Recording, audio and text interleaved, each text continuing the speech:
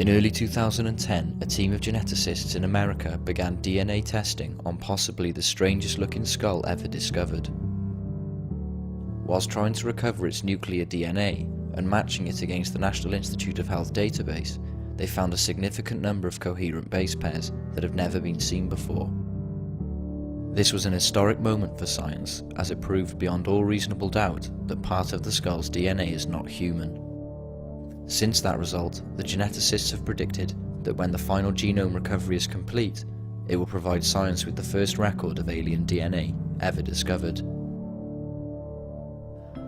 The skull's caretaker is Lloyd Pye. Lloyd, a researcher in aspects of human origins, named it the Starchild. It was found in Mexico in the 1930s, and through carbon dating, we know that the skull is over 900 years old. It has over 24 major physiological differences to that of a human. These are the cuts in the skulls for DNA testing, and you see that the Starchild, when I've been saying it's half as thick, you see very clearly here. In some points it's even less than half.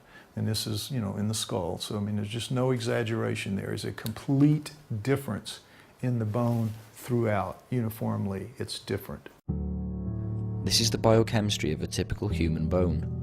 Its calcium and phosphorus levels are high, and its oxygen and carbon levels are low. But with the Starchild, it's quite different. The phosphorus is down and the carbon and oxygen are up, indicating its biochemistry is more like tooth enamel than regular bone.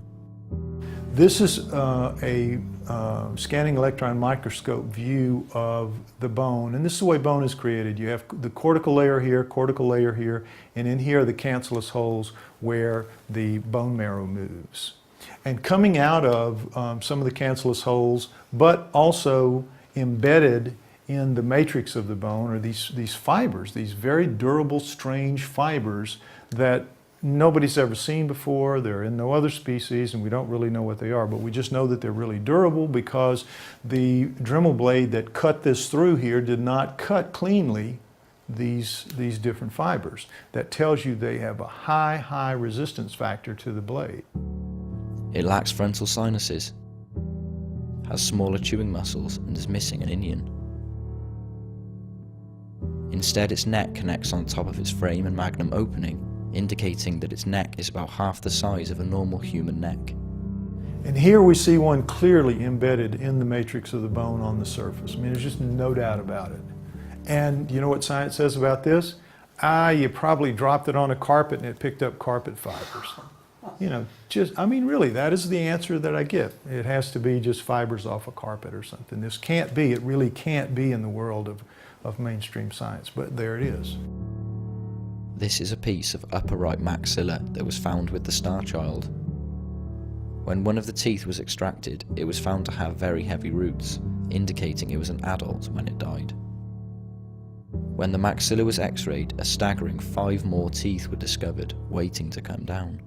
The key is that normal human bone, when you die, there are bacteria in your body that scour and eat every bit of your marrow out, and they leave your bone polished, shining, just like this, just like you see. You could eat out of that just like the bacteria did. It's so clean. There is no marrow left anywhere, and this is the way it is with all animals when they die. With a Starchild, we see a big difference. And we also see a difference in the color too. It's much more milkier than that alabaster look of the human bone because it's got so much more collagen. But you see this red residue here sprinkled everywhere. We don't know what that is. Never seen it before, and it's not in any other species. It's not blood because when blood oxidizes, it's not our blood anyway, or our type blood, because when blood oxidizes it turns black. So if that was bone marrow, that would be black. So those two things, the fibers and the residue, are just unknown in anything else. And here they sit in the Starchild, both of them, and yet science just says, And this is what they say. This is what you need to understand about science. And all of these physiological differences that I've just pointed out, they mean nothing to mainstream science. They mean nothing. In January of this year, a geneticist contacted me out of the blue, and he said, I think you really might have something. And he said, if you send me a sample, I will take a new technique, a new shotgunning technique, which recovers much smaller pieces than the old primer technique. So he took it. About 6 weeks later, he got back in touch with me and he says, "You're really not going to believe what's happening here. I don't believe it. I've done it enough times now to where I'm convinced that I'm doing it right, and we're getting some very unusual results." Some of it comes out human, sure enough. You see right here, this sequence of 265 base pairs long, 265, no question about it, part of the Starchild is human. Except, next slide, some of the Starchild's DNA comes back with this incredible reading. No significant similarity found. 342 base pairs long. It's a coherent base pair sequence not found in the NIH database. I said, well, what's the answer? And he says, well, it could be, and here's where we go off the deep end, it could be that it's an alien, entirely an alien, born to a human mother. And I said, what? How would that happen? How would you get a pure alien born to a human mother? So he made up a slide for me and sent it to me. And he said, now understand, this is happening today. This is happening today. If a human female has mitochondrial disease, which means that her mitochondria are bad and are going to produce very, very flawed and dead children for the most part. If it's found out that she has that and she wants to have a child with her mate, her husband, what they can do is they can take her package, put it in a dish, you've heard about this, and mix it with her husband's sperm and create a zygote with her chromosome package and her husband's chromosome package. Then they take an egg, a good egg from a third party, a woman, take that woman's chromosomal package out, put the zygote in, put that egg in the first woman, and she will have a baby that will be her and her husband's genes, but it will have the mitochondria of the third woman. So he said we could have the same thing. You'd have two aliens getting together, making a zygote, and for whatever reason, taking the chromosomal package out of a female egg, putting it in, and then she will bring it to term, and it's a full alien, nothing but alien DNA in it, but it has her human mitochondrial DNA. Now, why? Why would they do that? We don't have any idea.